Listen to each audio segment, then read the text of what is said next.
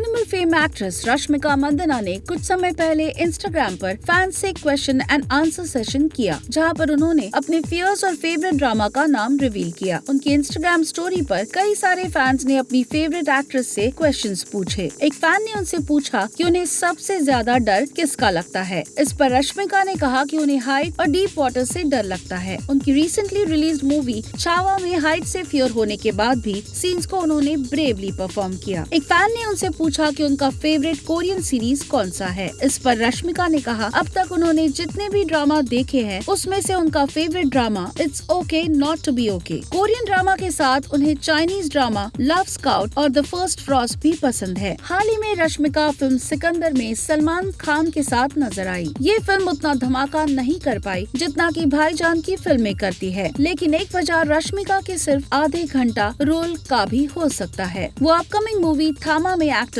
आयुष्मान खुराना के साथ नजर आने वाली है। ये तमिल फिल्म है जिसे राहुल रविंद्रन डायरेक्ट कर रहे हैं। Q&A उन्होंने तमिल फिल्म कुबेरा, जिसमें वो तमिल सुपरस्टार धनुष के साथ नजर आने वाली है, के बारे में अपडेट दिया। वो फिल्म 20 जून 2025 को रिलीज होने वाली है। इस Q&A में उनके और मूवी के बारे में जो अपडेट मिला उससे फैंस की एक्साइटमेंट बढ़ गई है।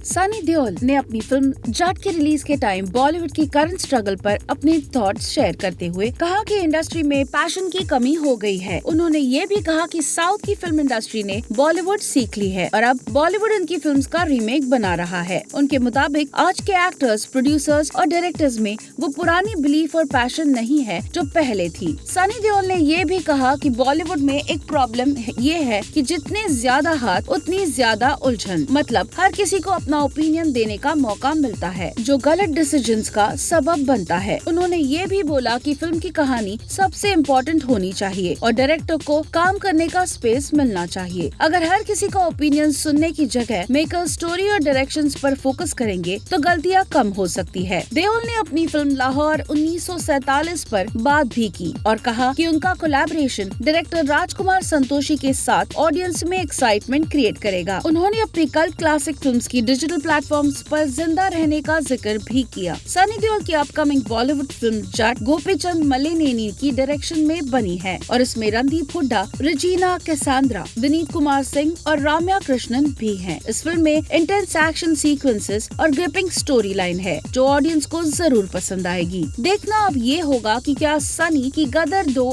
जैसी हिट रहेगी या सनी का क्रेज गदर तक ही है। करीना कपूर बॉलीवुड के उन सितारों में से एक है जो अपनी एक्टिंग और खूबसूरती के लिए जानी जाती है। गोलमाल, 3 इडियट्स और ओमकारा जैसी कई हिट फिल्मों में उन्होंने काम किया है। वो लास्ट सिंघम अगेन में नजर आई थी। एक समय था जब करीना उर्फ बेबो अपने 0 फिगर के लिए फेमस थी। रिसेंटली एक इंटरव्यू में करीना ने कहा कि वो अपनी मर्जी के हिसाब से जीती है और वो अपने आप की फेवरेट है। करीना ने अपने और अपने खाने के रिश्ते के बारे में भी बात की और कहा कि वो एक पंजाबी फैमिली में पैदा हुई है और बचपन से ही खाने के प्रति उनका प्यार रहा है। अपने बचपन में वो हेल्दी और चबी हुआ करती थी। वो चिप्स वगैरह खाने में कंफर्टेबल थी और लगभग 25 केजी गेन किया था। जब दूसरे बेटे जय को उन्होंने जन्म दिया, वो फ्लैशबैक में गई और कुछ टाइम के लिए वो थोड़ा परेशान थी अपने पास लुक को सोच के। अपने बढ़ते वजन को देखकर सडनली उन्होंने फील किया कि वो अब भी सुंदर दिखती है। करीना अपनी मूवी जब वी मेट का डायलॉग याद करती है और कहती है कि वो उनमें से है जिन्होंने एक्चुअली ये रूल अपनाया है और जिया है कि मैं अपनी फेवरेट हूँ। वो कहती है कि किसी लड़की को भी ये नहीं सोचना चाहिए कि सामने वाला उनके बारे में क्या सोच रहा है और कैसा रिएक्शन देता है। अपनी लाइफ अपनी तरीके से जीना चाहिए। करीना खुश है कि वो अपने तरीके से आज तक चीजें करती है और जीती आ रही है। बॉलीवुड की फेमस एक्ट्रेस करीना कपूर ने हाल ही में कुछ बातें शेयर की जिसमें वो बताती है कि बढ़ती उम्र में भी प्रॉपर हेल्दी डाइट की वजह से फिट दिखती और रहती है, ना कि वो बोटॉक्स और स्किन ट्रीटमेंट पर बिलीव करती है। बेबो पिछले 25 साल से बॉलीवुड में अपनी एक्टिंग और खूबसूरती के लिए जानी जाती है। कभी खुशी कभी गम, छुप छुप के, डॉन, जब वी मेट ऐसी कई फिल्म्स में उन्होंने अपना टैलेंट दिखाया है। हर फिल्म में वो नए कैरेक्टर और अंदाज से उन्होंने लोगों को अट्रैक्ट किया है। न्यूट्रिशनिस्ट रुजिता दिवेकर टेंडुलकर के बुक लॉन्च इवेंट में बेबो बताती है कि वो 85 साल में भी काम करना चाहती है और अपने ग्रैंड चिल्ड्रन को बिना किसी सपोर्ट के उठाना चाहती है और बोलती है कि age is just a number. उन्हें हर वो चीज करनी है जो वो करना चाहती है, चाहे एज कितनी भी हो। वो अपने ओल्ड एज में किसी स्टिक या सहारा नहीं लेना चाहती है। वो अपना डाइट बहुत ही सिंपल रखती है, जैसे कि घी और खिचड़ी। ट्रेनिंग जैसे कि वॉकिंग और सूर्य नमस्कार ही करती है, ना कि कोई बोटॉक्स और स्किन ट्रीटमेंट। बेबो ने शेयर किया था कि कैसे वो अपने टीन एज में पंजाबी फैमिली में होने के नाते बिना किसी टेंशन के अपना खाना एंजॉय करती थी। जीरो साइज के बारे में तो उन्होंने कभी सोचा भी नहीं था। आज बेबो जैसी है वैसे ही कंफर्टेबल और गुड फील करती है। फैंस ने तो उनकी इस बात को सीरियसली लेकर अपने फिटनेस पर ध्यान देना शुरू कर दिया है।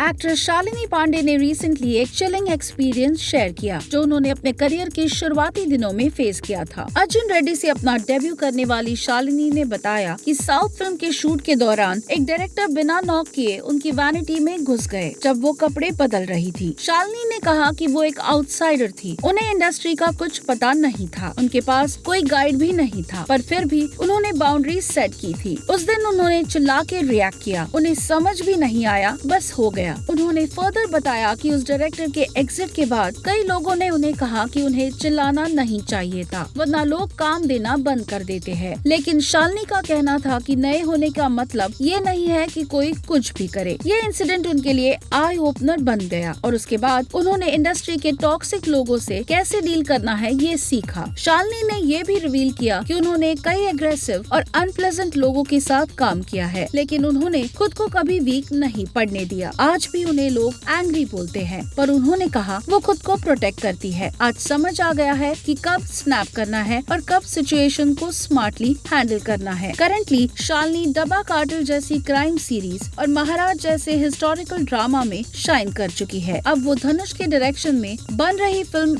इडली कढ़ाई में नजर आएंगी।